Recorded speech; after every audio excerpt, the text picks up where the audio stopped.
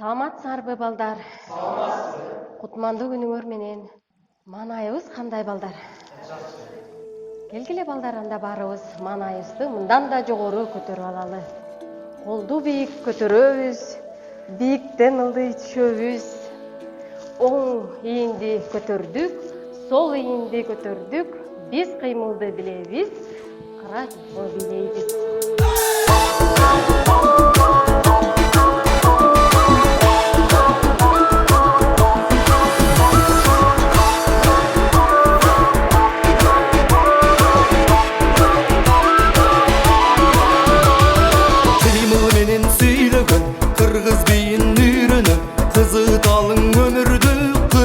Terbimenin kızıktı bul tappaysın kıdırsan da düğünödün atpaydır kız bilesin arulan tüp düğünösün Көңүлүбүздү көтөрүп алдык балдар. Келгиле эмесе балдар, азыр сабакты баштаардын алдында топко бөлүнүп алалы. Кыргыз элинин улуттук ат чабыш оюну аркылуу топко бөлүнөбүз. Танабайдын күлүгү, Султанмураттын күлүгү. Азаматсыңар. Бул тарапта Гүлсары тобу, бул тарапта Чабдар тобу. Барып орун аласыңар. Отурула барлар. Балдар, кайсы күлүк биринчи келет, аны сабактын аягында баалайбыз, Ошон үчүн балдар, билимиңерди курчутуп, алга карай чамдагыла. Мынакей балдар, камчы менен сабагыбызды баалайбыз, Сабактын аягында упайларды эсептейбиз. 40 000 жыл өтсө дагы эстен чыккыс. Кыргыздын кырааны бар аты Чыңгыз. Кайсы элге барса дагы тааный турган Кыргыздын паспорты бар аты Чыңгыз. Деп акындарыбыз ыр жазгандай, бүгүнкү сабагыбызда доорубуздун залкар жазуучусу Чыңгыз Айтматовдун Саманчыны жолу чыгармасы жөнүндө сөз кылмакчыбыз. Келгиле балдар, Чыңгыз Айтматовдун кандай чыгармаларын билесиңер? Айжаркын, Деңиз көчө жыркын алады. Азаматсың, Бакай, биринчи мугалим, Эржигит, Айпери, Азаматсыңар, бетме бет. Мынакей балдар, ушул чыгармалардын арасында кайсы чыгармасы согушка арналган? Согуш темасында у келсин? Бетме бет. Али, биринчи мугалим. Бакай, Али, Алим. Мына балдар, Саманчынын жолу. Бүгүнкү темабыздагы Саманчыны жолу жөнүндө сөз кылмакчыбыз. Анда эмесе балдар, повесттин мазмунуна кайрылалы.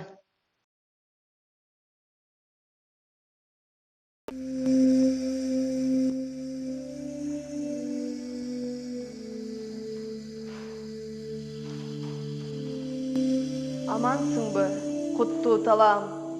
Аманчылык, келдиңби, толгонай? Былтыркыдан дагы карый түшүпсүң го, чачың куудай, колуңда таяк. Ооба жеренем, өмүр өтүп жатпайбы? Арадан дагы 1 жыл өттү. Бүгүн менин сыйынуу күнүм. Бүгүн мен Субанкулду, Касымды, Майсалбекти, Жайнакты, келиним Алиманды эскерүү күнүм. Азыр көзүмдү жумсам, Субанкулдун ошондогу элестелет. Жап-жаш 19-20 жигит. Өзү ичке болгону менен колдору тарамыштуу, сом темирдей салмактуу эле. Жанаша базып, шарт-шарт оро корсо, адамдын жүрөгү жылычы. Каалагандай ишти сүйүп кылган азаматтар болот эмеспи? Субанкулум ошондой эле. Касымым болсо комбайндын үстүнө чыгып алып, учууга чамынган бүркүттөй тээ алысты карап, дагы канча калды, дагы канчасын оруп жетишем дегендей караганы али эсимде. Ошол жайда күнгө аябай күйүп, сакал муруту да өсүп кеткен эле. Майсалбегим болсо шинелинин этектери шамалга желбиреп, көзүндө өкүнүч да, сүйүнүч да, учурашуу да, коштошуу да эле. Жайнагым, көкүрөк күчүгүм өтө шайыр, ачык айрым болуп өстү. Комсомолдун секретарымын деп, жаштар кайда болсо, ошол жакта болчу. Ырбы, күлкү, айторанда үйдө токтоо деген жок эле го. Келиним, гүл сүйгөн Алиманым, кызыл жоолук, ак көйнөкчөн, кара кемселчен, моймолжун көздүү, кара тору, кичинекей келинчек эле го. А колундагы гүл кайрычы.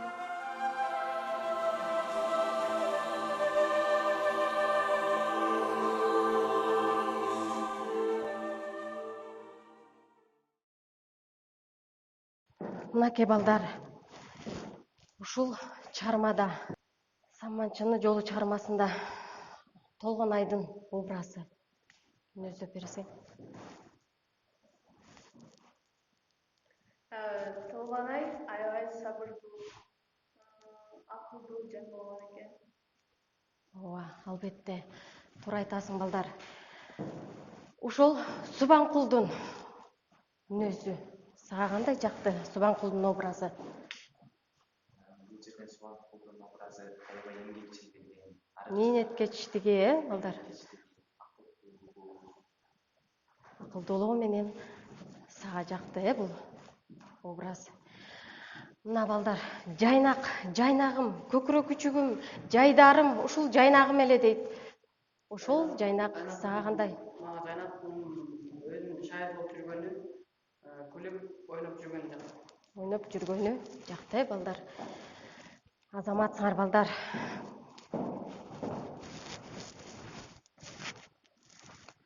Жакшы, азаматсыңар.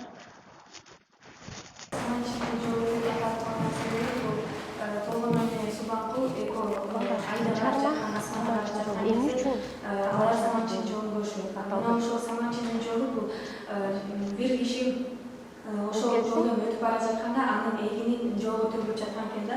Ошол төгүлүп жаткан эгин тегиз болуп мына ошол асманда тартып калган экен да. Мына ошол Саманчынын жолу.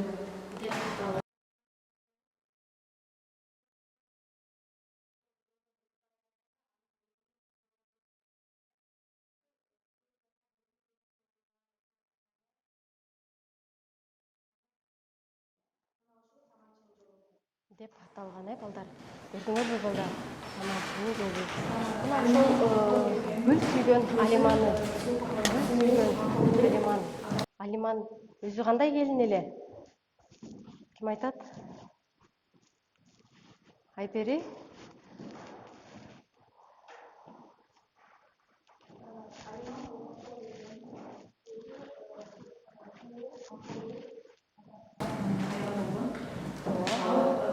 Өзүнүн жолдошун жоготконун дагы өзүнүн ошондой Толгонай сыяктуу эле жакын адамдарын жоготконуна дагы чыдамтай болгон. Жакшы. Чабдар тобуна дагы камчы. Силер дагы азаматсыңар, балдар. Эми, балдар, бул жакка көңүл бурабыз. График менен иштейбиз, балдар. Бул жерде номерлердин ордуна сүрөттөрдү эмне кыласыңар? Жайгаштырасыңар, балдар. Биринчи сурообуз.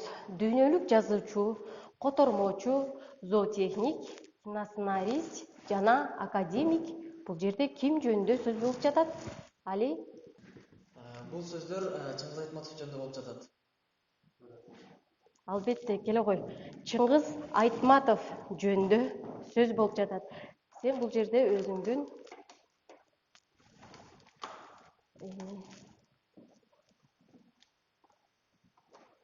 ооба.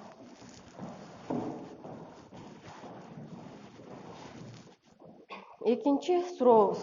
Чыңгыз Айтматовдун кайсыдыр бир чыгармасында Таластагы Жийде деген колхоздо иштеген колхозчу аялды прототип кылып алды. Ал ким? Кайсы чыгармасындагы каарман деп ойлойсуңар, балдар? Эр жигит. Саманчы жол повестиндеги Толгонайдын прототиби. Ооба, Толгонайдын образы.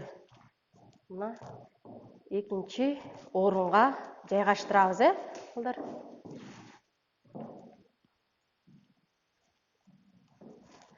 Үчүнчү сурообуз.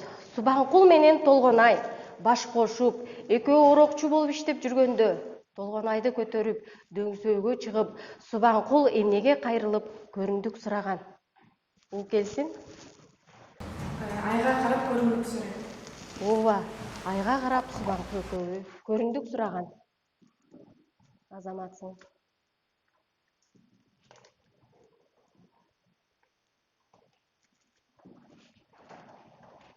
Азаматсыңар, балдар. Кийинки 4-чү сурообуз. Алиман Касымды өтө жакшы көргөндүгүн анчейин айта албай, сүйүүсүн билдирип, комбайндын тепкичине эмне коет? Алиман комбайндын тепкичине гүлдү коюп кетет. Мына ошол гүл, Алиман сүйгөн гүлдү коет. Азаматсыңар.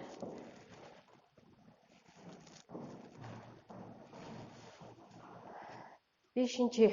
Асия Дубанаева Айтматовдун бир чыгармасындагы кайсы каармандын прототиби? Айпери?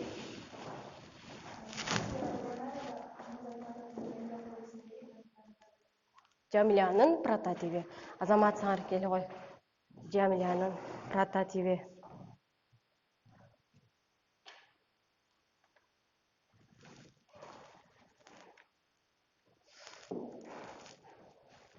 Азаматыңар. 6-чы. Касым менен Майсалбек куду эле Субанкулдун өзү. Жайнагым болсо, мага окшошураак култук эмес беле, дейт Толгонай. Көңүл. Жайнактын өңү кандай эле, балдар? Бакай.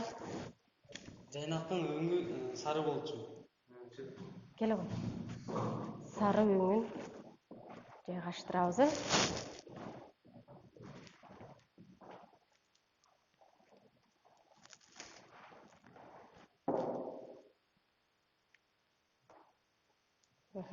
Азаматыңар. Балдар, Саманчынын жолу повести жөнүндө суроолорго так, жакшы жооп бердиңер. Азаматсыңар, балдар.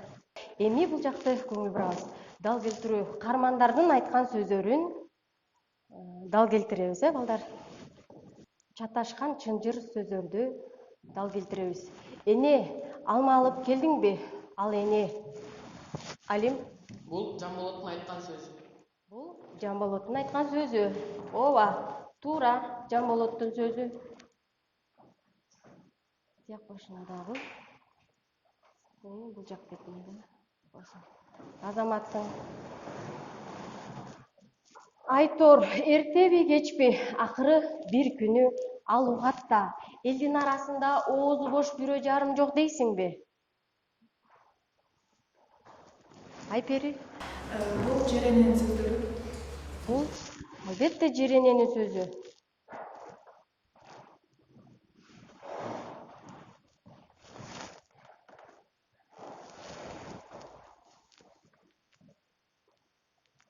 Азаматсыңар. Биз жебе аркылуу каармандардын айткан сөздөрүнө Апаке, ак сүтүңдөн айланайын апакем.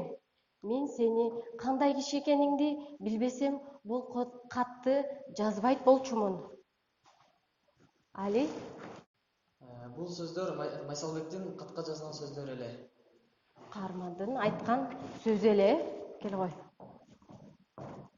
Майсалбек.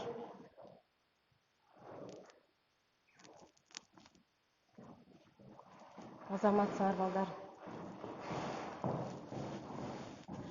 Түү сенин бетиңе дүйнө, жашагым келбейт. Митип өмүр сүргөнчө бүгүндөн калбай өлөм. Айжаркын. Бул сөздөр Толгонайга тиешелүү сөздөр. Азаматсыңар.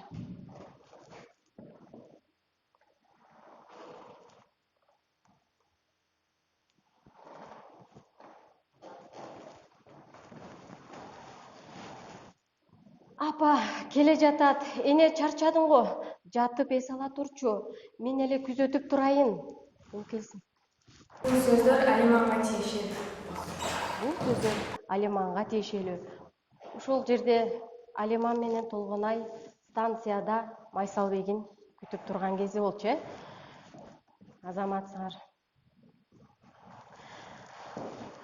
Ана биздин торгой сайрады. Дыйкандын энчиси сепкен эгининде деп. Ержигит? Бул сөздөрдү Субанкул Толгонайга айткан. Ооба, Субанкулдун айткан сөздөрү.